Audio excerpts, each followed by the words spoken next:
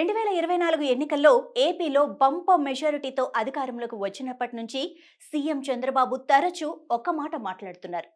తనలో 95 చంద్రబాబుని చూస్తారని, కొన్ని విషయాల్లో చాలా స్ట్రిక్ట్గా ఉంటానని, ఏ ఒక్కరిని ఉపేక్షించేది లేదని పార్టీ నేతలను హెచ్చరిస్తున్నారు. అయితే టీడీపీ ఎమ్మెల్యేలు ఏ ఒక్కరూ కూడా చంద్రబాబు హెచ్చరికలను ఖాతరు చేయటం లేదు. ఆయన వార్నింగ్లకే పరిమితమవుతారని భావిస్తున్నారో లేక లైట్ తీసుకుంటున్నారో తెలియటం లేదు. ఇటీవల ఆ పార్టీ శాసనసభ్యుల వ్యవహార శైలి ఈ సందేహాలను మరింత పెంచుతోంది.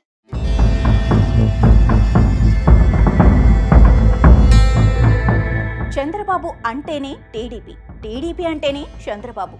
ఆయన ఒక్కరే ఒంటి చేత్తో తెలుగుదేశం పార్టీకి మూల స్తంభంలా నిలబడి కాపాడుకుంటూ వస్తున్నారు.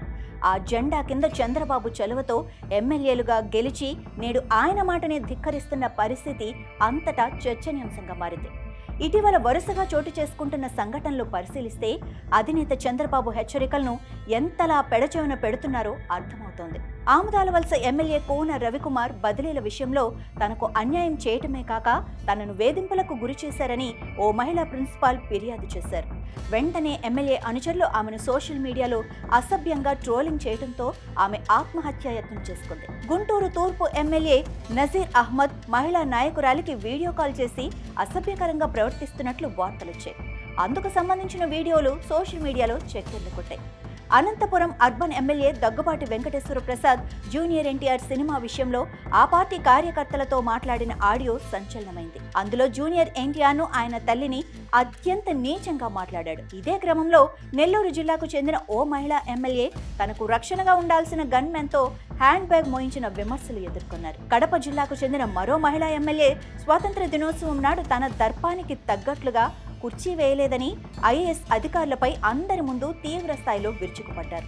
అధికారులు తమ స్థాయి తగ్గించుకొని ఎంతలా బ్రతిమాలినా మొండిగా వ్యవహరించారు. ఇక టీడీపీలోనే అత్యంత వివాదాస్పద ఎమ్మెల్యేగా ఆరోపణలు ఎదుర్కొంటున్న తిరువూరు ఎమ్మెల్యే ఇప్పటికే పలుమార్లు తన వైఖరితో వార్తల్లో నిలిచిన విషయం తెలిసిందే.